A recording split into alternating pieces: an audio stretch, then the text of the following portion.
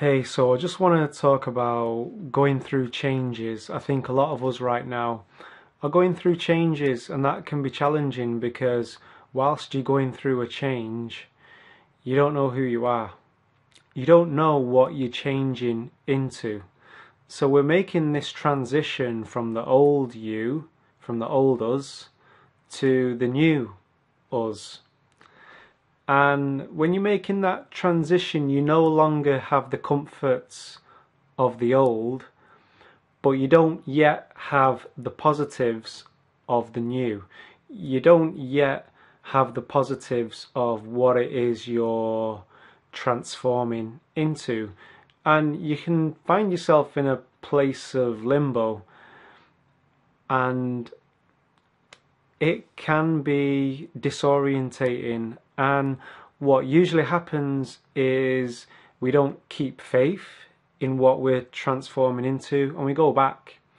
We go back to what's familiar. So that's going back to the old attitudes, the old behaviors, maybe numbing ourselves with the old vices. And that's another thing as well. Vices, I've spoken about it at length.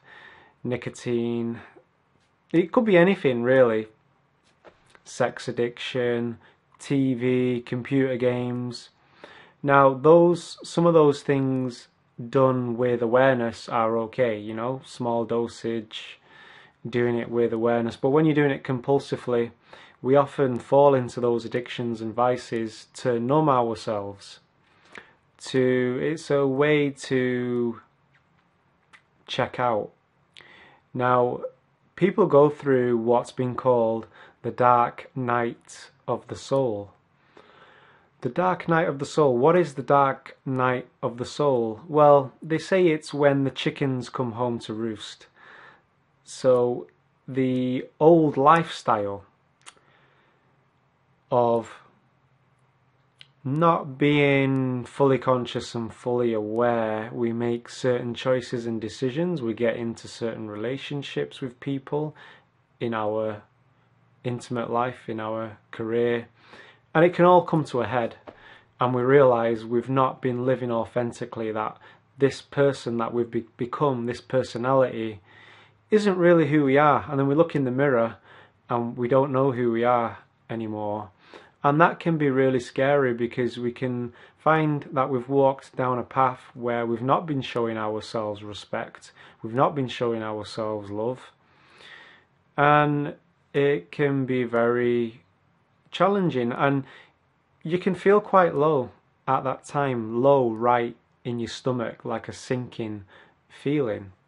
One of the things that has helped me through is just sitting in silence. And one time when I went through what I believe to be my dark night of the soul, I just turned the TV off, turned the lights off, and I just sat in pitch black. And I used to wear hoodies in them, well, I still do kind of wear hoodies, and I had my hood up, and I just sat there with the feeling. I didn't try to escape the feeling. I didn't judge the feeling as being wrong. I didn't say I shouldn't feel this way, I should be happy. I just sat with it, and I listened to Eckhart Tolle. He's the author of The Power of Now. And I just sat there.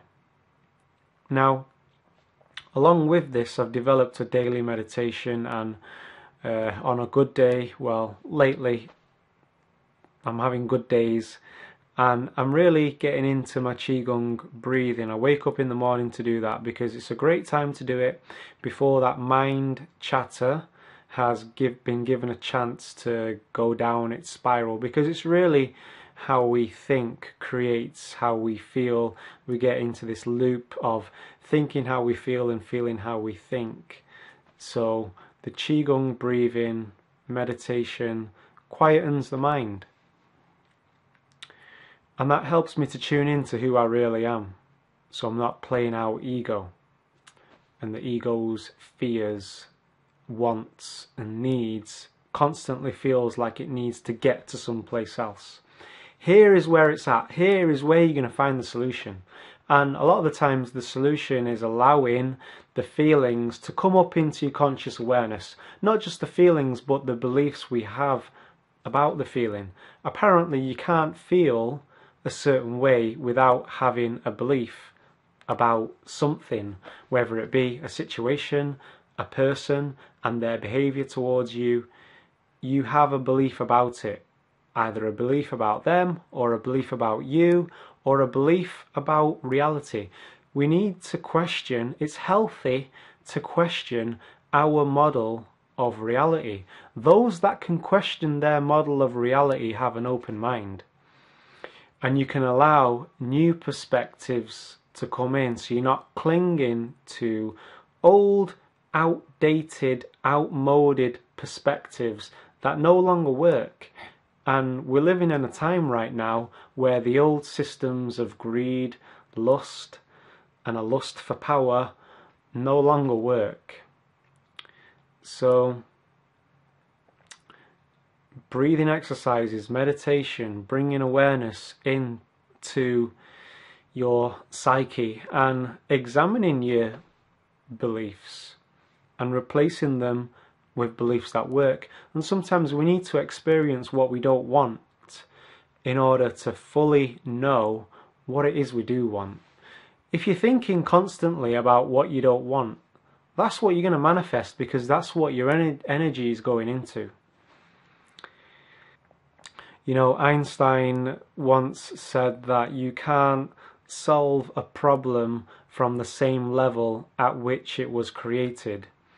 So you need to go beyond in order to find a solution. And the Qigong and the meditation, it takes you beyond. It takes you to that point which is beyond your personality. It's like the personality is like software on the operating system. When you load up Windows, you've got different software programs, and what happens is we take in a stimulus from the environment, usually a person's behaviour towards us, or it can be something different, and that program gets double clicked and we're playing out that personality, and we think that we're it, we think that this is who we are, and we make these excuses sometimes, or this is just who I am, but it's not. You are the programmer. You can program any piece of software you want. You can choose that you're going to start to look on life differently. Not only that, but you can download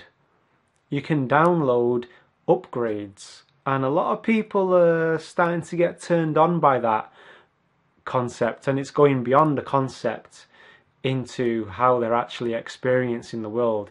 And what helps me to experience that is being true to myself, honouring myself, taking action on what I know excites me, and being who I am, and letting go of the things that I know aren't me, so that I can leave room open for what is me to come into my life. So breathing, Qigong is a great doorway to allow that into your life, and it needs to be, you know, I was going to say it needs to be something you need to do every day, but you know, I have my days where for whatever reason I don't do it that day, maybe due to fatigue.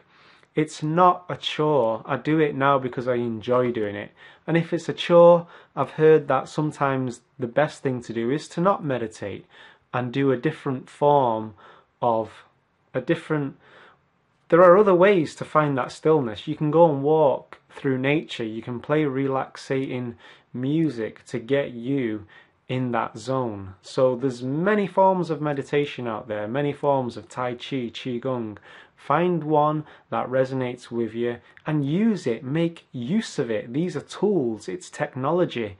And in days gone by, in the past, certain parts of the world, we were burnt. We were put to death for dabbling in these kind of things. So make use of it now. If you're fortunate enough to be born in a part of the world where you're free to do your meditating and your Qigong, make use of it. Now is the time.